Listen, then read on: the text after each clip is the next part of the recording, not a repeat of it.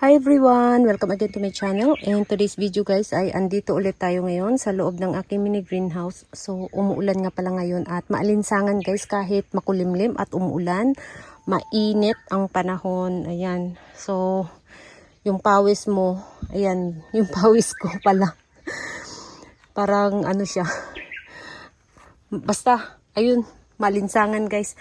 And meron nga pala akong naalala na nag-comment na bakit daw yung ibang nag-aalaga ng succulents ay maliit yung succulents nila and then nakatanim sa mga big pots. Yung akin naman ay tama lang yung ginagamit kong pot.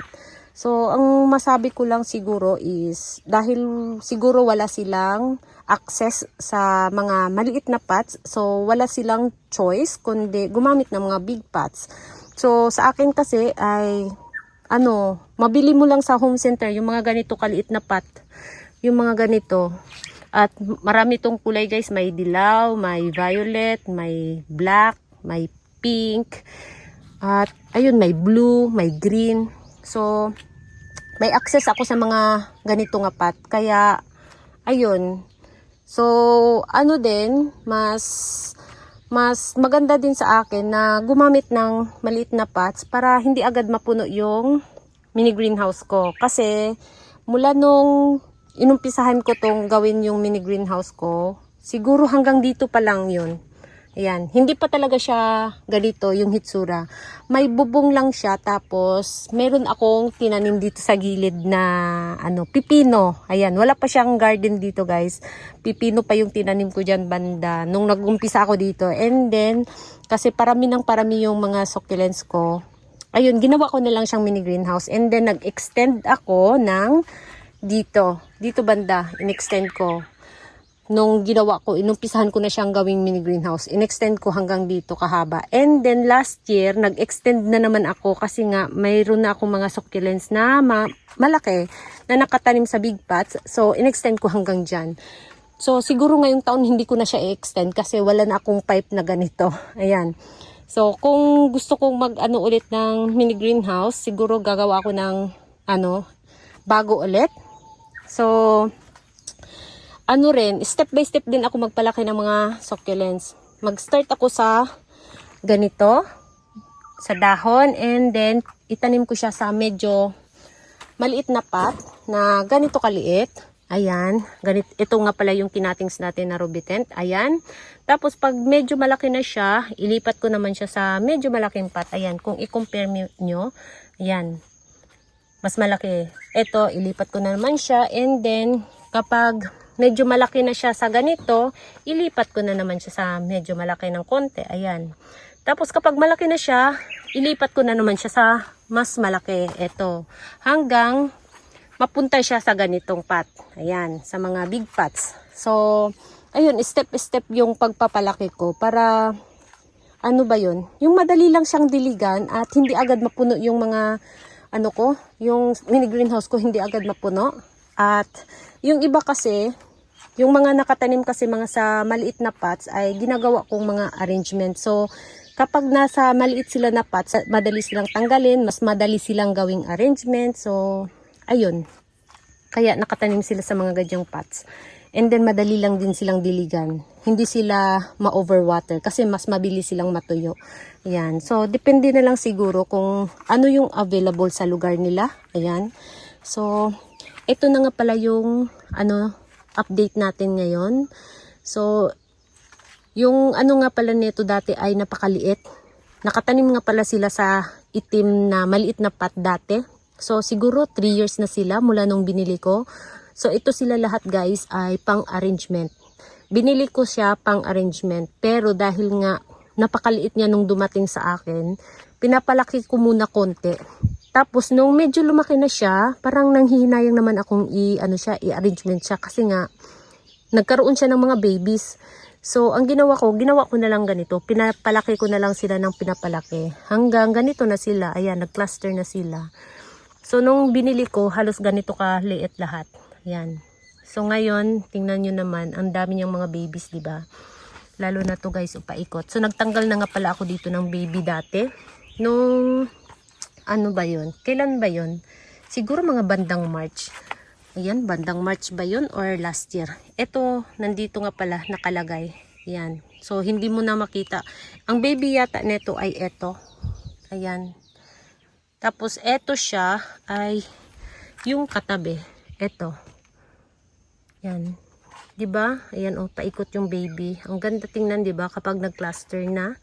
And then, ito rin. So, walang mga pangalan to kasi nga pang arrangement. Ayan, tingnan ninyo.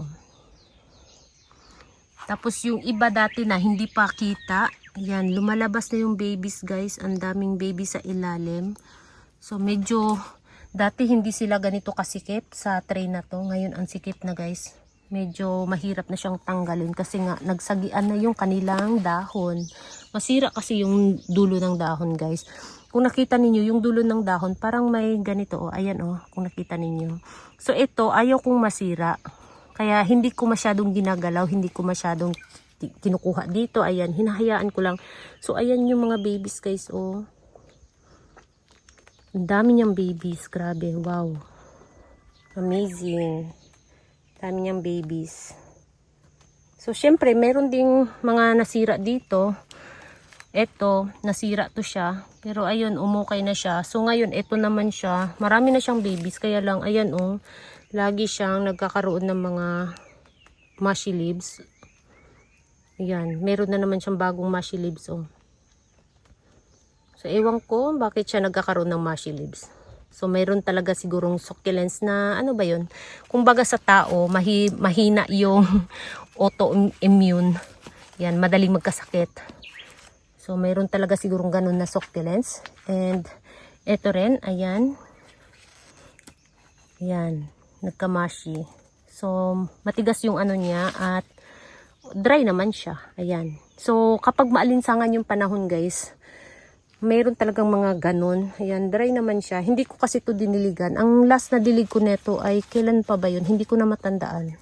Ayan, dry na dry naman siya. Pero hindi mo maiwasan. Kapag maalinsangan yung panahon, ayan, nagkakaroon siya ng mga mushy leaves. Kaya mag-ingat tayo magdilig kapag mainit yung panahon, maalinsangan, ayan.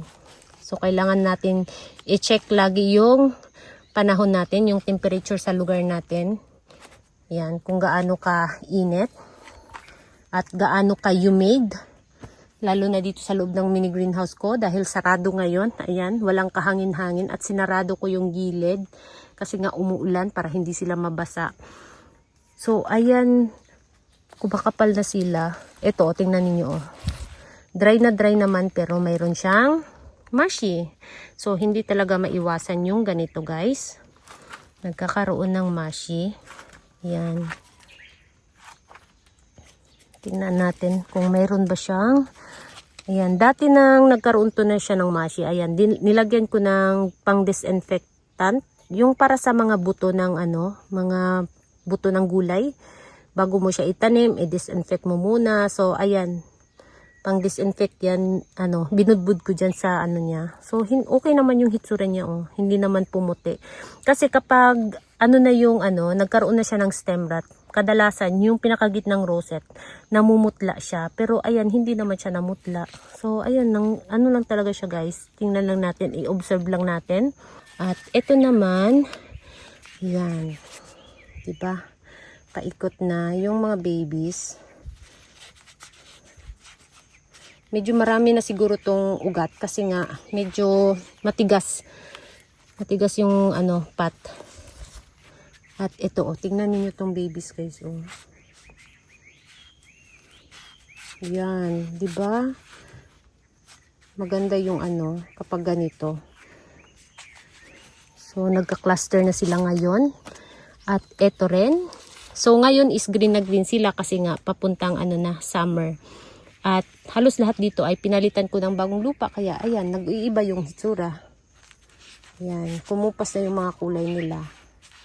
So mag-antay na naman tayo ng ano, winter to spring kasi ano sila, pag na-stress sila sa taglamig, ayan, pumupula sila. Maganda yung kulay nila. Nagiging pulam, nagiging dilaw, nagiging pink. Ayan, iba-iba yung kulay. So, ayan. So, pasikip na ng pasikip yung kanilang tray. Ayan, ibalik natin. So, So, ayan guys, di ba? Palaki na sila ng palaki and then parami na sila ng parami. So, siguro baka tingnan natin baka sa next year ng spring ulit. Baka ilagay ko na sila sa mas malaking pot. Mas malaki dito. Siguro sa mga ganong pot na. Ayan. And yung yung variegated na lemon rose ko, ito nga pala siya ay cuttings galing dito. Ito yung mother plant, ayan. So itong mother plant na to, last year ay paliit siya ng paliit. So ngayon, ayan, lumalaki na naman siya guys. Pati yung babies niya, ayan. Marami akong na cuttings nito. Ito siya ang, medyo malaki na. So ito rin, meron din dito, ayan. At meron din ako ditong nilagay sa loob ng mini greenhouse dito sa garden na lemon rose variegated. Tapos yung iba, ayan, yung aking tipi. Madami na naman siyang babies. Ayan. So, yung orchid nga pala natin na galing doon dati sa ginawa kong garden. Ayan, eto na siya kalaki guys. Ayan, medyo mabigat. So, eto na kalaki. So, tingnan ninyo yung kamay ko. Ganyan kalaki guys. Ganyan kalaki yung orchid. Tapos yung baby na hindi pa masyadong kita. Ayan, naglabasan na yung babies. Ayan. Ilan ba yung babies niya? Mayroong 3 na malaki. At mayroong isa na maliit pa. Ayan. So, tingnan natin dito sa kabila. Mayroon din dito sa kabila.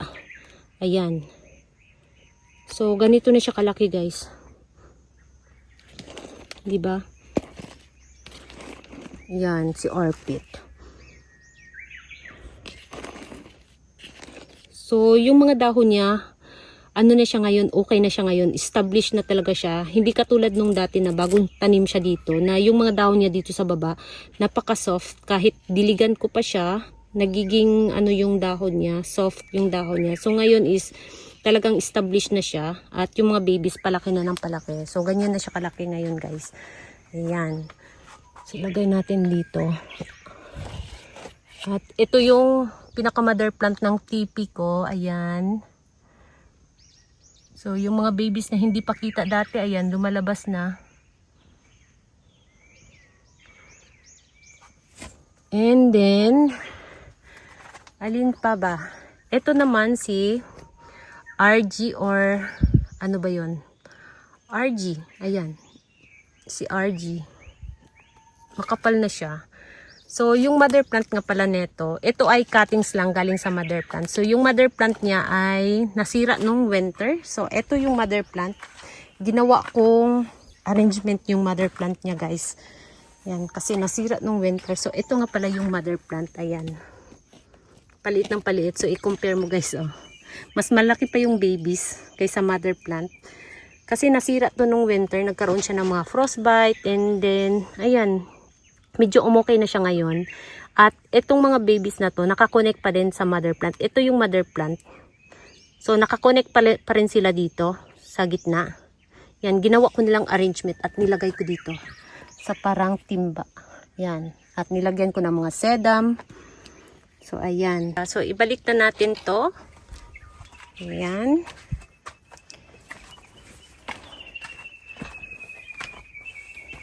So, yun guys, yung mga hitsura ngayon. Ayan, yung ating mga ginawang nagiging cluster na pala. Ayan, yung ating mga babies dati na napakaliit pa.